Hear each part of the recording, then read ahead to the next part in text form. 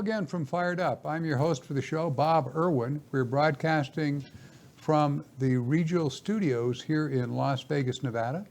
This show is about guns, related political issues, and self-defense issues. Fired Up is on our website, firedupwithbobiRwin.com. A new show is posted every Thursday around 5 p.m. Pacific time. New shows are added, also appear on YouTube and numerous other media. The audio feed is rebroadcast for radio listeners at KELY1230.com is a list of the stations in your area. You have questions or comments, you can leave a message on my office recorder, 702-257-1060, and I'll call you back. I skipped part of this. I need to rewrite this opening, folks. There are several hundred defensive uses of firearms every week in the United States, rarely covered by the mainstream media unless they're ridiculous, cases. So we always present a few instances of self-defense with guns or use of guns for our listeners' education. Most are good shootings that we cover. Some are questionable. Some are wrong, but they all are educational for firearms owners. If you carry a gun or keep one in your house for self-defense, that's why we pick them, because they give you an idea of how the law is applied. Individual incidents are adjudicated under local law. So I want you to understand the advice we give you here may not apply to listeners in jurisdictions outside of Nevada or California, as I have a California attorney on with me today. Incidents are as reported, except I eliminate the names of the participants. And my guest today is California and Nevada attorney Donald J. Green.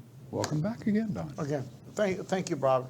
I want to thank you and Rigel Studios for always allowing me to be a guest once in a while.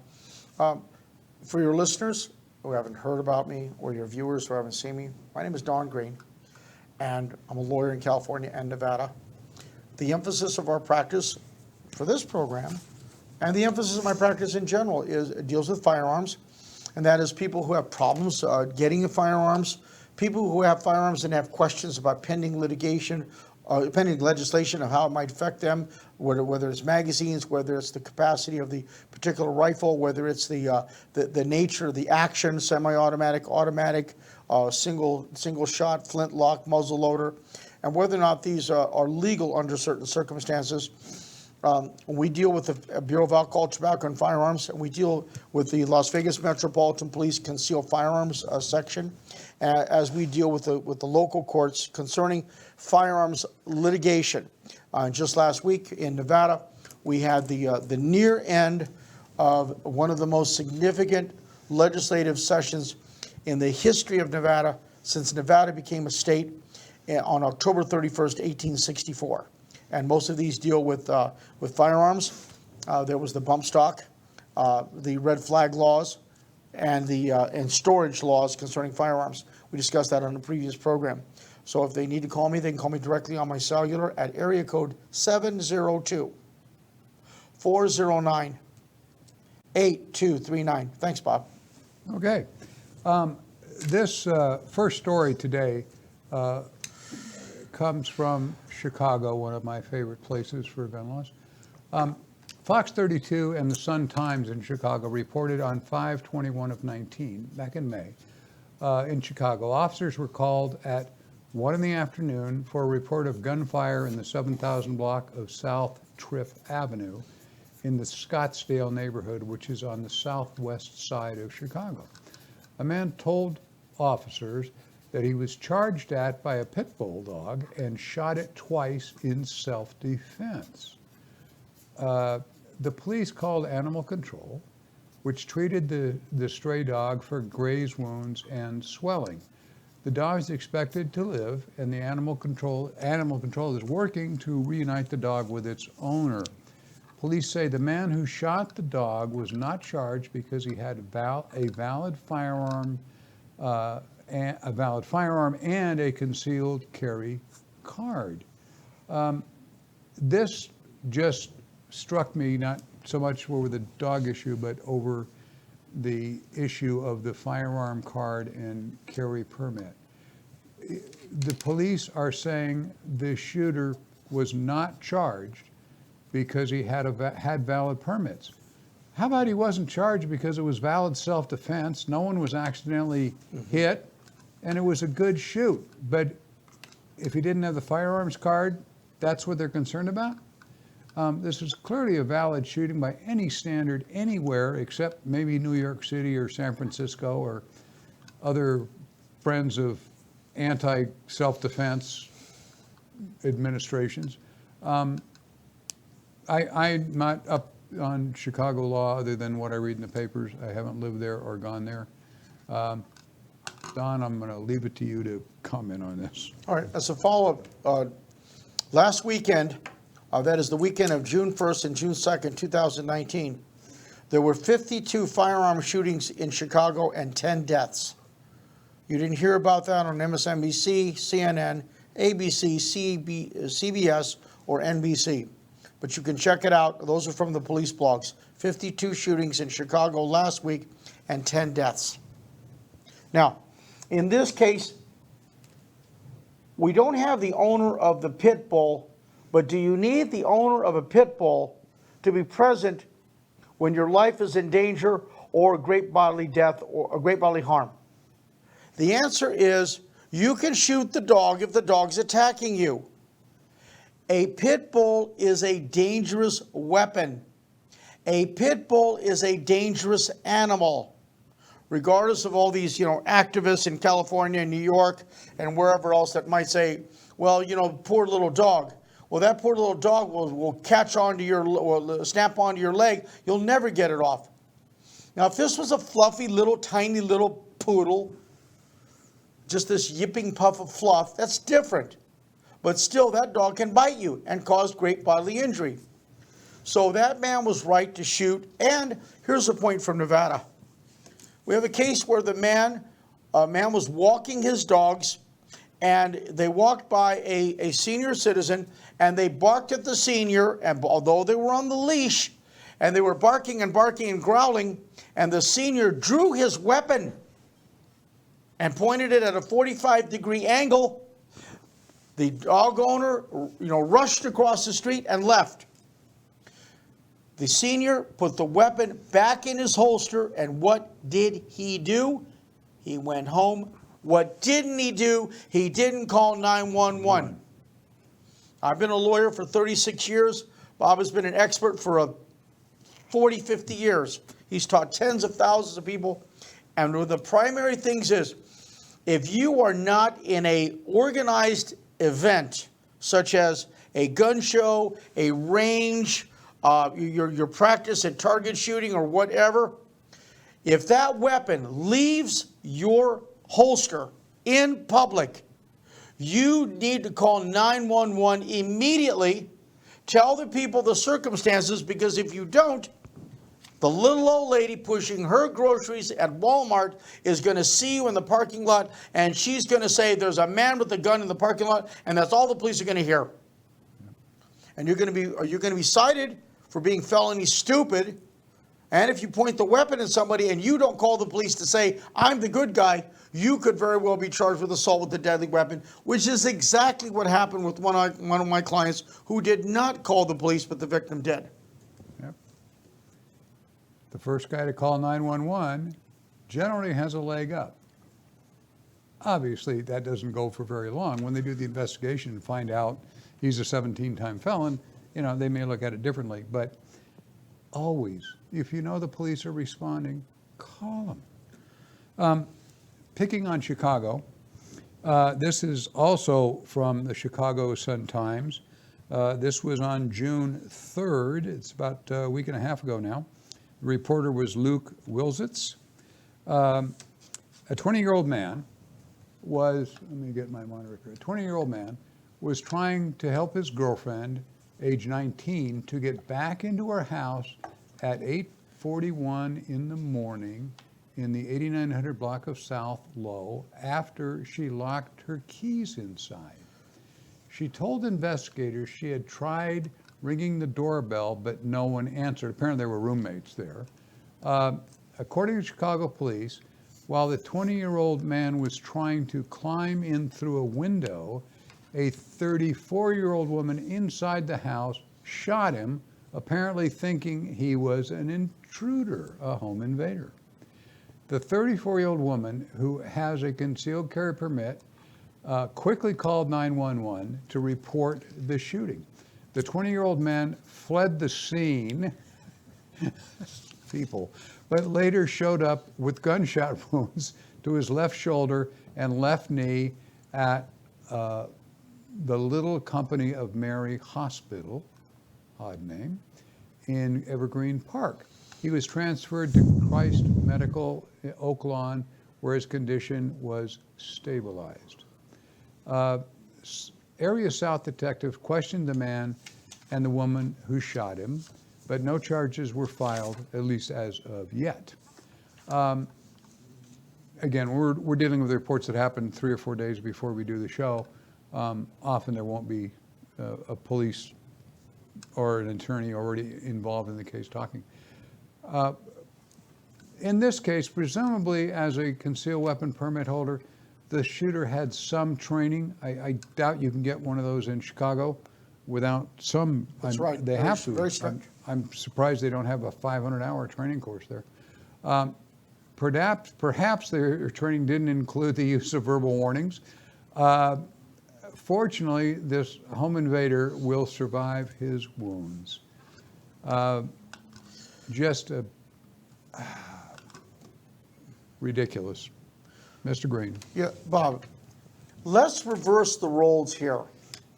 Let's assume, for the points for your viewers and listeners, that the intruder was armed.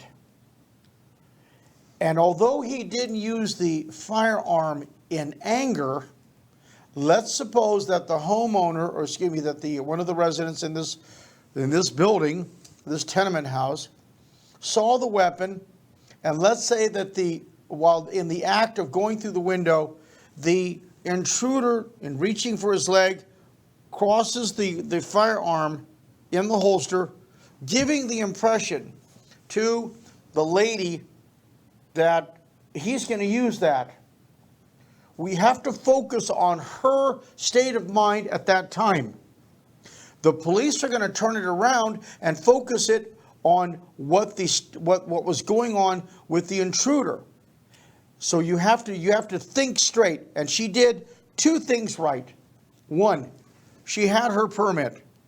2, she called 911 immediately, which is what you're supposed to do. I just shot somebody in self-defense. They're climbing through the window. It's 2:30, 3 o'clock in the morning. I'm a little old lady, or I'm a 34-year-old single white female, and I need help. I don't want to talk to anybody else until I talk to a lawyer. That gets you as the good guy, not trying to be sexist, that gets you as the good guy, and you're building your record. So she did some things right here, and as I said, probably some good training over the course of the years. So, but you're never going to know how good that training is until you go to further training, or this incident surfaces and you have to act.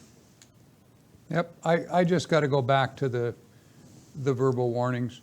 When you have an intruder in your house, if you hear somebody breaking in, if you challenge them verbally, 95% of the time, if it's a bad guy, they'll disengage because they were hoping the house was empty.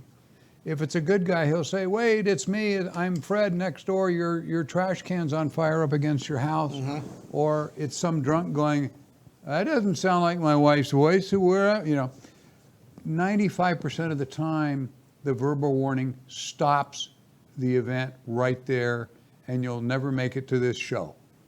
So try to scream at them. Obviously, if you think they're going to crash through any moment, do that from cover, from behind the couch or behind a sturdy wall where you can peek around the corner, cover the door, and scream at the top of your lungs. Doesn't always work, but 95% is a pretty good ratio. That means you'll have 20 home invasions before one of them actually continues after the warning? Not likely in your lifetime. But that's a very good point, Bob, that you teach and that I tell my people. Scream it out. Drop the weapon. Drop the knife. Because the chances are someone will hear it. Some will hear it at the parking lot at Walmart. And people say, why do you use Walmart all the time? And I say, well, it's just because people can visualize the distances at Walmart between the front door and handicap parking. They can visualize it. So anyway, what I'm saying, Bob, is that that's a very good point from the defense standpoint. That's why the value of this show for your people is to watch this show and learn from these particular examples. We just had a guy a few weeks ago call us, wanted some further clarification on some points that we made. Yeah. They're always welcome to call us. That you've given the number at the beginning. Yeah. Thank you. Call. We'll talk to you. This is from WPST 10 News back on June 4th in Sun City Center, Florida. The Hillsborough County Sheriff's Office is investigating multiple attempted carjackings just after 9 a.m. in the parking lot plaza that contains a Publix supermarket. It's on Sun City Boulevard. That's a big chain. They're not here in Nevada that I'm aware of, but apparently it's huge. Sheriff Chad Chronister, I hope I'm pronouncing it right, held a news conference reporting the armed suspect tried to carjack at least 4 people in the parking lot, but their car doors were locked. They were in the car, he was trying to carjack them, but the doors were locked, he was trying to pull them open. Investigators say he also tried to get into a couple of businesses, but most of them were not yet open. One business employee held the door closed while the guy is trying to pull it open with an armed suspect on the other side of the door. He's holding the door shut so the guy can't get in. The armed manager from one of the other businesses eventually confronted the suspect. Authorities say shots were fired and the carjacker was shot in the upper body. He was taken to South Bay Hospital where he was pronounced dead. There's an active investigation. We're working with law enforcement officials, a Publix supermarket spokesman added. We're very thankful our customers were not injured during this incident. That business manager had a license to carry. No charges have been filed against him. The suspect, as you might suspect, had a long criminal history that included 10 narcotics-related felony drug charges. Detectives are examining the surveillance videos and talking to witnesses, of course. The nice thing about shopping centers is there is video everywhere, and if you do it right, you've got unimpeachable witnesses there. This is a straight-out case of a good guy with a gun saves lives again. Fortunately, a heroic armed citizen was nearby. Clearly, he made the correct choice when innocent lives were in danger. I applaud his efforts. Hope he doesn't have a lot of problems with this. This is a good shoot. Any way you're going to find it. Except, here's the problem. Where was the danger to the armed manager? We have an employee who's holding the door closed so that the armed suspect couldn't get in. We have to go with the facts as we know them, and we do not have a situation of great bodily injury or death to the manager. And according to the reports, as you typed it out, Bob, at 3 o'clock in the morning, the armed manager from one of the businesses eventually confronted the suspect. Correct. You can't take a gun to a gunfight. Shots were fired. The carjacker was shot in the upper body. He's dead. But let's say this is Los Angeles County. Bob would have been typing it up, and he would have had some reports from the armed manager being locked up at the main jail on Boucher Street, which is a sewer. Yep. Or San Diego County, Merced County, San Jose, San Francisco County, Ventura County. I'm talking about the coastal counties in California. there's a strong probability that the armed manager is going to go to jail because there was no threat of great bodily injury to him at that moment. Although we have an armed suspect there was a barrier, although it may have been a glass door, although there was a barrier. But we're talking about California. We're talking about the coastal counties. And your listeners and your viewers have to look at that. Whether they're viewing from New York, whether they're viewing from Louisiana, and I hope the people in Louisiana today are very good. There's several tornadoes and twisters in that area. But they have to look at the local jurisdictions. Now in Nevada, this is a good shoot, but it's not Nevada, it's California. And Bob, didn't you have a situation similar but not identical with the young man, the shooter in the shop? Actually, I'm correcting you. This is in Sun City Center, Florida. Excuse me. It's in Florida, but no, I'm saying. Oh, if it was in California. If it was in California. Yeah. But didn't you have a shooting in Nevada where the kid was in the shop? Yeah. I've done several of these where a store owner shot at somebody or killed them in several cases, wounded them more often. But they're all dependent on all of the details you can't see, but I love the surveillance cameras being there. They're gonna pin a medal on this guy in Florida, and if this happened in California, he's going to prison. There's just no doubt about it. I think there's a strong probability. The local jurisdictions matter. We have said that on this show over and over again. I got one more story I want to cover here real quick because we're down to about 7 minutes of time here. And unfortunately, this one should have a long drawn-out thing, but we're not going to make it. KSI TV 5 reported in Provo, Utah. Reporter's name is Felicia Martinez. Provo, Utah authorities say we're called to an area 500 north, 200 east in Provo. I love the street names in Provo. You can always tell where you are because they have no picturesque names. After they received several 911 calling about a fight between a male and female.